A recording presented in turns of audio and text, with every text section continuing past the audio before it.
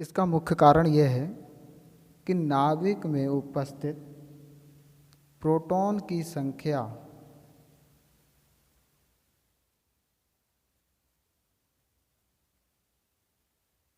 ऋणावेशित electron की संख्या के बराबर होती है, जिस कारण न्यूट्रॉन उदासीन हो जाता है।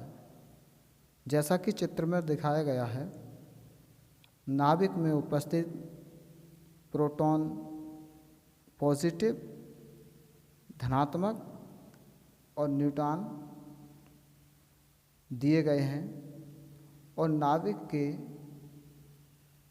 चारों ओर वृत्तीय कक्षा में घूम रहे इलेक्ट्रॉन को दिखाया गया है, जो कि ऋणात्मक है। तो नाभिक में जो प्रोटॉन है, प्रोटॉन की संख्या बाहर घूम रहे इलेक्ट्रॉन की संख्या के बराबर होने के कारण न्यूट्रॉन हमारा जो हो जाता है वो हो जाता है उदासीन। ठीक। अगला टॉपिक है आवेशन की विधियों के प्रकार। तो आवेशन की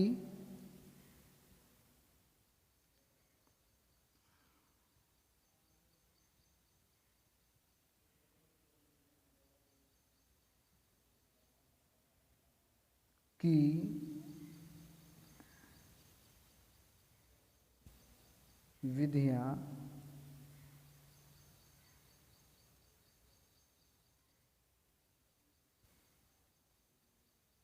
के निम्न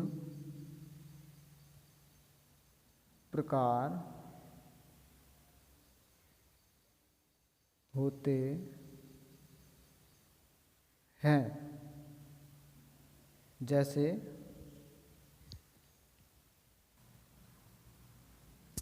घर्षण द्वारा आवेशन।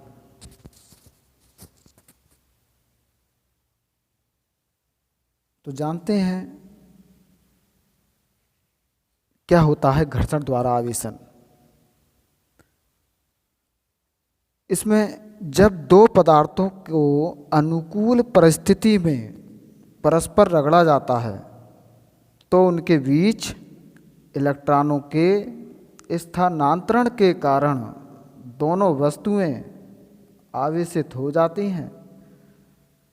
जिस पर इलेक्ट्रॉन स्थानांतरित होते हैं वह इलेक्ट्रॉनों की कमी के कारण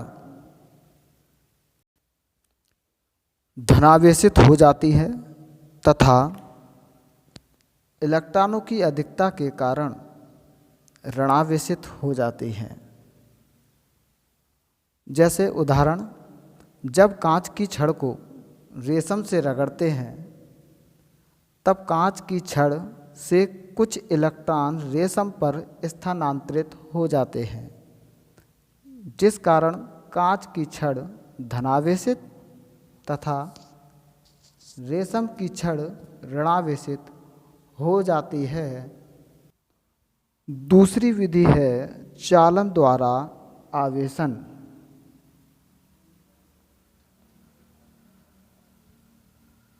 इसमें क्या है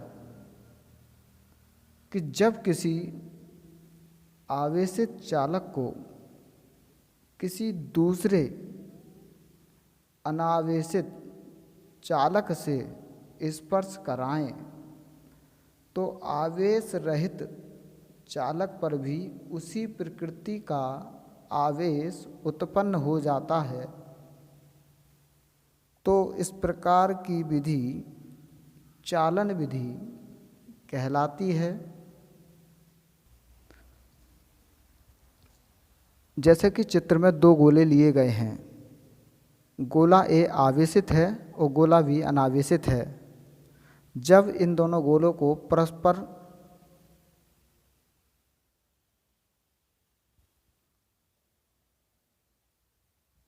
स्पर्श कराते हैं तो स्पर्श कराने के बाद दूसरे गोले पर भी उसी प्रकृति का आवेश आ जाता है।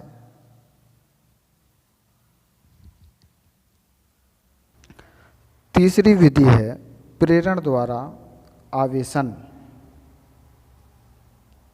इसमें क्या होता है, इसमें दो धातु के आवेश रहित गोले संपर्क में रखें और उसके बाद गोला ए के निकट एक धनावेशित छड़ लाएं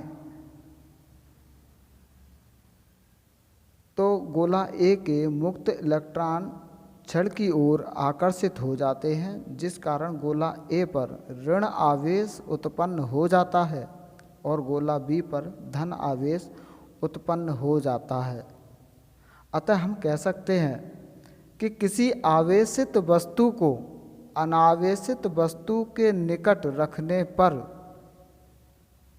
वस्तु में आवेश के पुनर्वितरण द्वारा उसके पास वाले पृष्ठ पर विपरीत तथा दूर वाले पृष्ठ पर समान प्रकृति के आवेश उत्पन्न होने की घटना वैद्युत प्रेरण कहलाती है। जैसा कि चित्र में दिखाया गया है, दो आवेश रहित गोले ए और बी लेते हैं, फिर गोला ए पर धनावेश वाली छड़ को ले जाने पर गोला ए पर